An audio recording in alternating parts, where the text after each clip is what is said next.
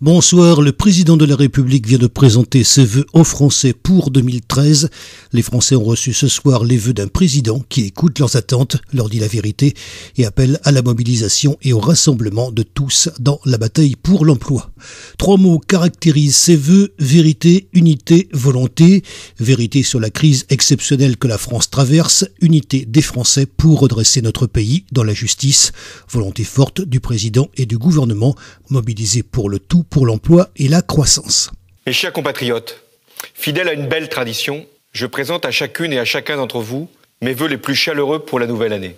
En mai dernier, vous m'avez confié la tâche de conduire notre pays dans un moment particulièrement grave, avec une crise historique, un chômage qui progresse implacablement depuis près de 2 ans et une dette record. Je n'ignore rien de vos inquiétudes. Elles sont légitimes et je n'entends pas vous dissimuler les difficultés qui nous attendent. Elles sont sérieuses. Mais ce soir, je veux vous dire ma confiance dans notre avenir.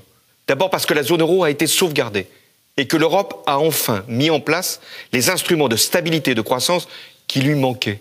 Ce résultat semblait, il y a encore 6 mois, hors de portée. Il a été atteint. Ma confiance, elle est surtout dans la France.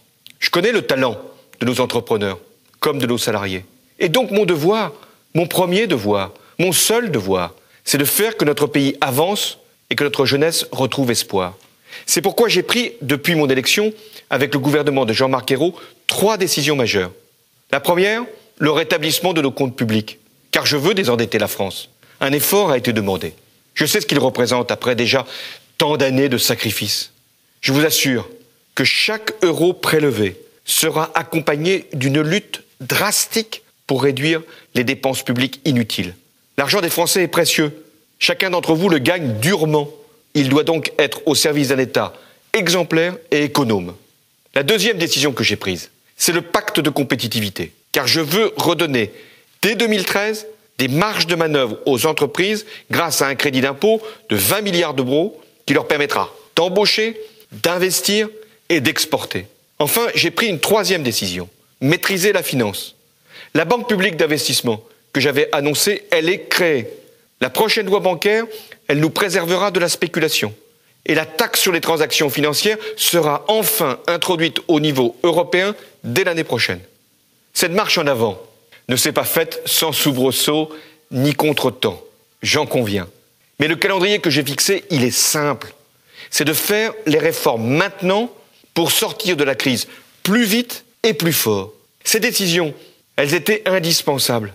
Elles avaient été trop longtemps différées. Elles n'étaient pas faciles, mais je les ai prises avec esprit de justice. Justice fiscale d'abord. Les revenus du capital sont maintenant taxés comme ceux du travail. Et il sera toujours demandé davantage à ceux qui ont le plus. C'est le sens de la contribution exceptionnelle sur les plus hauts revenus, qui sera réaménagée suite à la décision du Conseil constitutionnel, mais sans changer son objectif. La justice sociale, je l'ai voulu avec l'augmentation du SMIC, du RSA, de l'allocation de rentrée scolaire, et j'ai rétabli le droit de partir à la retraite à 60 ans pour ceux qui ont commencé à travailler tôt. La justice, elle est également entre les générations, avec la priorité donnée à l'éducation, avec des enseignants plus nombreux, mieux formés. 2012 a donc été l'année où nous avons engagé le redressement. 2013 sera l'année de la mobilisation de tous pour le réussir. Toutes nos forces seront tendues vers un seul but, inverser la courbe du chômage d'ici 1 an. Nous devrons y parvenir coûte que coûte. Avec 150 000 emplois d'avenir pour les jeunes les plus éloignés du marché du travail, c'est fait.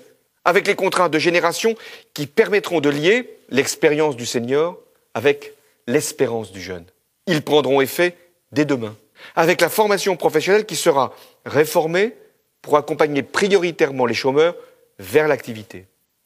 Mais l'État ne peut pas être le seul acteur. C'est la raison pour laquelle le gouvernement a ouvert une négociation avec les partenaires sociaux sur la sécurisation de l'emploi. Son objectif ? Donner plus de stabilité aux salariés et plus de souplesse aux entreprises. Cette négociation, si elle aboutit au mois de janvier, sera une chance pour la France. Je fais confiance aux partenaires sociaux pour prendre leurs responsabilités. Mais à défaut, je les assumerai. Voilà, le cap est fixé. Tout pour l'emploi, la compétitivité et la croissance. Ce cap sera tenu. Contre vents et marées, je n'en dévierai pas. Non par obstination, mais par conviction. C'est l'intérêt de la France. De même, je crois que pour préparer notre avenir, notre pays a besoin d'investir. Investir dans tous les domaines, dans nos filières industrielles et agricoles, dans le logement, dans l'environnement, dans la santé, dans la recherche, dans les nouvelles technologies. J'ai donc demandé au gouvernement de Jean-Marc Ayrault de proposer une stratégie d'investissement public comme privé pour moderniser la France à l'horizon 2020. Chers compatriotes de métropole, de l'outre-mer et de l'étranger, nous avons toutes les ressources pour réussir. Mais ma conviction est faite. La France, elle est la France quand elle va de l'avant. Sur l'égalité des droits, y compris le mariage pour tous. Sur la démocratie, y compris le non-cumul des mandats. Et sur le respect de la dignité humaine, y compris pour préparer la fin de vie. La France, elle est également elle-même quand elle défend ses valeurs dans le monde. Elle l'a fait en Afghanistan. Mais sa mission est désormais achevée. Je l'avais promis. Toutes nos forces combattantes sont donc rentrées à Noël. J'exprime ma reconnaissance à l'égard de nos soldats. C'est toujours au nom de ces valeurs que la France soutient en Syrie l'opposition à la dictature. Et au Mali, les peuples africains dans leur lutte contre la menace terroriste qui nous concerne aussi. J'ai une pensée à cet instant pour nos otages et pour leurs familles qui vivent dans l'angoisse. Qu'ils sachent bien que tout est fait pour obtenir leur libération, sans rien concéder de nos principes. Chers compatriotes, une de nos forces, c'est la solidarité. Nous la devons aux peuples opprimés, mais nous la devons aussi, surtout, auprès de nous, vers les plus fragiles, vers les malades, vers les personnes isolées, vers celles qui sont en situation de handicap, qui connaissent la précarité ou la solitude. Ce ne sont pas des assistés, ce sont des citoyens un moment meurtris, frappés par la vie. Et j'ai une pensée pour eux en ce soir de fête. Il y a de l'honneur dans une grande nation comme la nôtre, à être capable de conjuguer la compétitivité, indispensable, et la solidarité, si nécessaire, la performance et la protection, la réussite et le partage. C'est l'ambition de cette France réconciliée et confiante en elle-même que je porte pour l'année qui s'ouvre. C'est cette ambition qui donne un sens à l'effort de tous. Vive la République et vive la France. François Hollande a affirmé surtout une présidence volontariste anti-crise et anti-déclin. Les Français ont vu un président pleinement mobilisé pour préparer la France aux grands défis de demain. Un président qui consacre son énergie et sa détermination à l'avenir de notre jeunesse, priorité de son action. Ces vœux ont montré la cohérence de l'action entreprise depuis 8 mois. Les engagements seront tenus, l'agenda du changement est clair et le dialogue avec toutes les forces de notre pays va se poursuivre pour le réformer en le rassemblant.